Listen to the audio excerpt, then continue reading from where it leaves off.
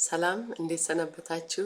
እንደ እግዚአብሔር ፈቃድ ዛሬ ደግሞ አጠር ያለች ሁላችንም ታነቃቃናለች ብዬ ያሰብኳት ርዕስ ይዤ ቀርቤያለሁ። በየቀኑ የማስበውና በተቻለኝ አቅም ልጠቀምበት የምሞክረው የሚረዳኝም ሐሳብ እውነታ ስለሆነ ከእናንተም ውስጥ ገብቶ ያነቃቃችኋል፣ አብረን እንነቃቃለን ብዬ ስላሰብኩ ነው እና ርዕሱን የሰጠሁት ሸክም ይዘን አንሩጥ ብዬ ነው። ሸክም ይዘን አንሩጥ። አንድ ሰው ሲሮጥ በተቻለው አቅም ሸክሙን ቀለል አድርጎ ቀለል ያለ ልብስ አድርጎ ነው የሚሮጠው። ምክንያቱም ሸክም ይዞ መሮጥ አንድ ያዘገየናል፣ መድረስ የፈለግንበት ቦታ ላይ እንዳንደርስ ያዘገየናል። ሁለተኛ ሊጎዳንም ደግሞ ይችላል። ስለዚህ ለምሳሌ ሯጮቻችንን ብንመለከት ቤትም ዓለም ቀለል ያለ የሚመቻቸውን ልብስ አድርገው የሚመቻቸውን ጫማ በእግራቸው ላይ አድርገው ይሮጣሉ። ያንኑ ፈጣን ሯጭ ወይም ሯጮች እነዛ ፈጣን ሯጮች እላያቸው ላይ ደግሞ ከባባድ ሸክም አድርገን ሩጡ ብንላቸው ሊሮጡበት በሚችሉበት ፍጥነት መሮጥ አይችሉም።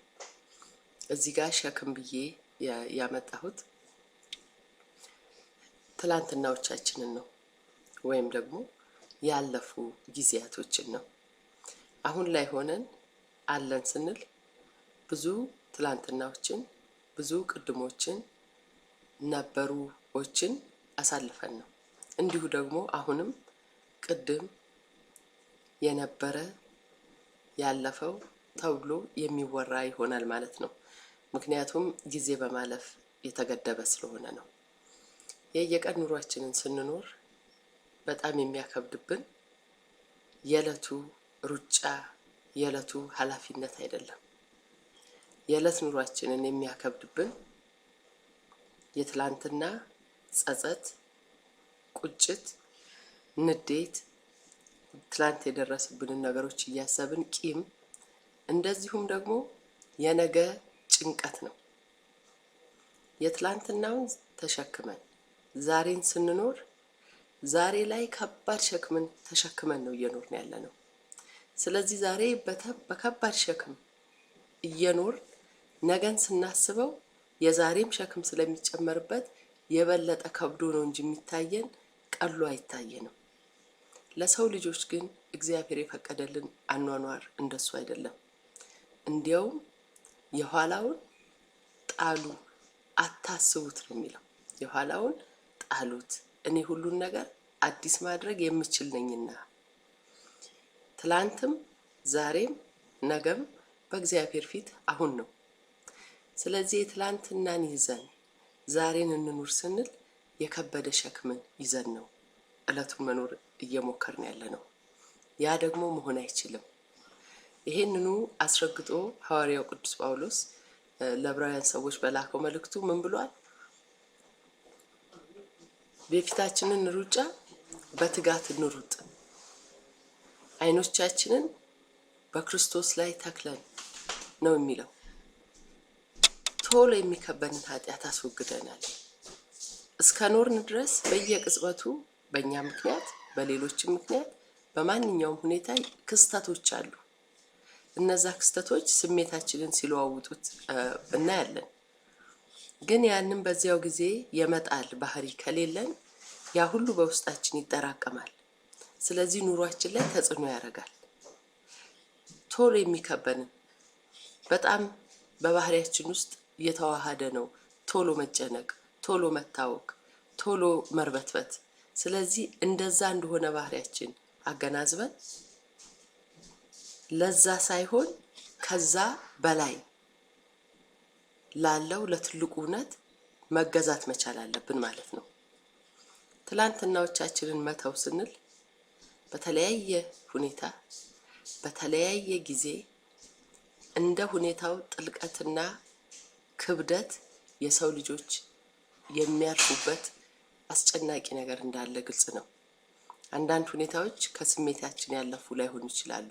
አንዳንድ ሁኔታዎች ግን ውስጣችን ገብተው እኛነታችንን በጣም አድርገው የሚፈታተኑ ሊሆኑ ይችላሉ። ግን በሁለቱም ሁኔታ ውስጥ የእግዚአብሔር ትልቅነት ያሸንፋል። ስለዚህ ጠዋትን ስንቀበል፣ አዲስ ቀን ስንቀበል እስከዛች ጊዜ ድረስ የነበሩትን የኖርናቸው ጊዜያቶች በሙሉ ኋላ ናቸው። ዳግም ላይመጡ ሄደዋል። በስነ ፍጥረት ውስጥ ራሱ የእነዛ ነገሮች ቦታ የለም። ያሉት በእኛ ማስታወስ ውስጥ፣ በእኛ ትዝታ ውስጥ፣ በእኛ ውስጥ ነው ያሉት። ስለዚህ በእኛ ውስጥ ላለው ነገር የእግዚአብሔር መኖር፣ የመንፈስ ቅዱስ ከኛ ጋር መሆን አይሎ እነዛ ነገሮች ከታች ሊሆኑ ይገባሉ እንጂ የሌሉ ሆነው እያሉ ሕይወት ዘርተው ዛሬ እኛን ሲቆጣጠሩን ወይ አድርገን አለውጣቸው፣ ሁኔታውን አለውጠው፣ ምክንያቱም ያለፈ ነው፣ የትም ቦታ የለም ያ ነገር። ወይም ደግሞ ስልጣን ኖሮን ብድግ አድርገን አንወረውረው። ስለዚህ ምን ማለት ነው? ወደ ኋላችን ጥለን መሄድ ስንል በፍጹም ይቅርታና በፍጹም ፍቅር ውስጥ በመሆን ብቻ ነው እነዚህን አልፈን እያንዳንዱን ቀን እያንዳንዱን ቅጽበት በአዲስነት እየተቀበልን መኖር የምንችለው። ፍቅር ፍጹም ተቀባይነትን ማግኘት ነው። ማነህ? ከየት ነሽ? ይሄን ነው ለመቀበል ማሟላት ያለብህ መስፈርት ሳይል የሰው ልጆችን እግዚአብሔር በፍቅር ተቀብሏል እንዳለን ማለት ነው። የፍቅሩም ልክ በዚህ ልክ የሚባል አይደለም። ስለዚህ የእግዚአብሔር እኛን መቀበል፣ የእግዚአብሔር እኛን ማፍቀር ሌሎች ቢገፉን፣ ሌሎች አላፈቀሩንም የሚለው እንኳን እሳቤ በውስጣችን ኃይል ቢኖረው ከእግዚአብሔር ፍቅር አይበልጥም። በመሰረቱ እንደው በምድር ላይ ያሉ ልጆቻቸውን በጣም የሚያፈቅሩ እናቶች፣ ብዙ እናቶች ልጆቻቸውን ያፈቅራሉ። ተሰብስቦ ለአንድ ሰው ቢሆን ያ ሁሉ ፍቅር ለአንድ ልጅ ለዓይን ጥቅሻ ታህል የእግዚአብሔርን ፍቅር ያህል ሊሆን አይችልም። የእግዚአብሔር ፍቅር ፍጹም ዘላለማዊ፣ ፍጹም የሚያረካ፣ ፍጹም ከበቂ በላይ ነው። ስለዚህ በእግዚአብሔር እንደተፈቀርን የውድቀታችን ብዛት፣ የስህተቶቻችን ብዛት የእግዚአብሔርን ፍቅር እንደማያቀዘቅዙብን ስናውቅ የመጀመሪያው እርካታችን እዛ ላይ ነው። ሁለተኛው ነገር ደግሞ ይቅርታ ነው። እግዚአብሔር ያፈቅረናል ስንል ያለማቋረጥ ይቅር እያለ ይቀበለናል ማለት ነው። እኛም እሱ ላይ እግዚአብሔር የለም እስካልገፋን ድረስ፣ ያም ደግሞ እሱ አይደለም የሚገፋን፣ ምርጫችን እስካልጎዳን ድረስ የእግዚአብሔር ፍቅር፣ የእግዚአብሔር እኛን መቀበል፣ የእግዚአብሔር እኛን ይቅር ማለት ሁልጊዜ ነው። ስለዚህ ይቅርታው ሁልጊዜ ከኛ ጋር ስለሆነ እኛ ደግሞ ይቅር ማለት እንችላለን ማለት ነው። ለዚህ ስለ ይቅርታ በጣም ደስ የሚል ምዕራፍ አለ። የምዕራፉ እንግዲህ ገሚሱ ያህል ማለት እችላለሁ በማቴዎስ ወንጌል ላይ ምዕራፍ 19 ካልተሳሳትኩ የሚለው ነገር አለ እና ብዙ ጌታውን ያከሰረ ሰው ወይም ደግሞ አስተዳዳሪውን መክፈል አቃተው። አንዳንዶች ሲገምቱት ባሁኑ በጣም በብዙ ሚሊዮን የሚቆጠር ዶላር ይላሉ። የሆነ ሆኖ በብዙ ኪሳራ ያከሰረ ሰው መክፈል አቃተው። ራራለት ሰው አስተዳዳሪው ማለት ነው፣ ወይም ደግሞ አዛዡ የንብረቱ ባለቤት ስላዘነለት ተወለት። አሁን ይሄ የተተወለት ሰው ሌላ ሰው አየ። በኋላ ሌላ ሰው አገኘና እንዴ አንተ እኮ እዳ አለብህ ይሄን ያለው። እንግዲህ አሁን የሱ በሚሊዮኖች ብንል በዛሬ ቁጥር፣ ይሄኛው ግን እሱን አለብኝ ብሎ የሚይዘው ምናልባት $5 እንኳን ብንለው በሚሊዮኖች የሚቆጠር $5 ያህል አሁን የለኝም ሲኖረኝ ቢለው ቢለምነው እንኳን ጨከነበት። የተተወለተንም አላሰበ።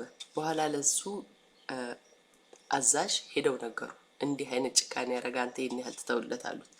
በኋላ ይሄንንማ አውጡና ጣሉት ቅጡት ብሎ እንዳለ ጌታ በምሳሌ ይሄንን አስተምሯል። ያ ምንድነው? እያንዳንዳችን ገደብ በሌለው ፍቅር ስለተፈቀር ይቅርታን መስጠት ለሌሎች የሚጠበቅብንም ነው ማለት ነው። ሌሎችንም ራሳችንንም ይቅር ማለት። ስለዚህ የትላንትናን ሸክም ይዘን መሮጥ ስለማንችል ስለሌሉ የመጀመሪያው በእግዚአብሔር ፍቅር እውነተኛ፣ ትክክለኛ፣ የማያልቅ ተቀባይነትን ስላገኘን በዛ ህይወታችንን እኔ ሁለተኛው ነገር ደግሞ ይቅር ባይነት የሁል ጊዜ ምግባራችን ይሁን። እነዚህ ያለፈውን ይጥሉልንና አሁንን በአዲስነት እንድንኖር ያደርጉናል ማለት ነው። እንነቃቃ፣ ቀኗ ሳታልፍ በደስታ እንኑርበት። እግዚአብሔር የሰራት ቀን ይህች ነች። ሐሴት እናድርግ በእርሷም ደስ ይበለን ይላል ቃሉ። ሐሴት የምናደርገው ለምንድን ነው? እግዚአብሔር በእግዚአብሔርነቱ ሁልጊዜ ስላለ። ዛሬ ታልፋለች፣ ዳግም አትመጣም። ስለዚህ ዛሬን ማለፏን አስበን እንደ ቀድሞቹ ያለፉትን በማለፋቸው በፍጹም ይቅርታ በእግዚአብሔር እግር ስር ጥለን ከልባችን ይቅር ብለን ራሳችንንም ሰዎችንንም በእግዚአብሔር ፍቅር ተውጠን ዛሬን እንቀበል። የዛሬ አምላክ የነገም አምላክ ነው። ነገንም በፍርሃት አንጠብቀውም። የእግዚአብሔር ኃይል የእግዚአብሔር ፍቅር ስለማይለወጥ ነገንም በሙሉ ልብ ከእግዚአብሔር ጋራ በሙላት በምንም አይነት ይሁን የምናልፍበት ሁኔታ እንደምንወጣ አውቀን በዛ ላይ እንጽና። እግዚአብሔር ሕይወት ነው። እግዚአብሔር እውነት ነው። እግዚአብሔር ፍቅር ነው። ለሁላችንም ከበቂያችን በላይ ነው። እንበረታታ። አስተያየታችሁን እንደ ሁልጊዜ ስጡኝ። ሰብስክራይብ አድርጉ። ማንኛውንም ይሄንን ብንወያይበት የምንለውን ነገር በአስተያየታችን ላይ እያደረግን ሁላችንም እርስ በርሳችን የምንወያይበት መድረክ እናስፋው። እግዚአብሔር ከሁላችን ጋር ይሁን።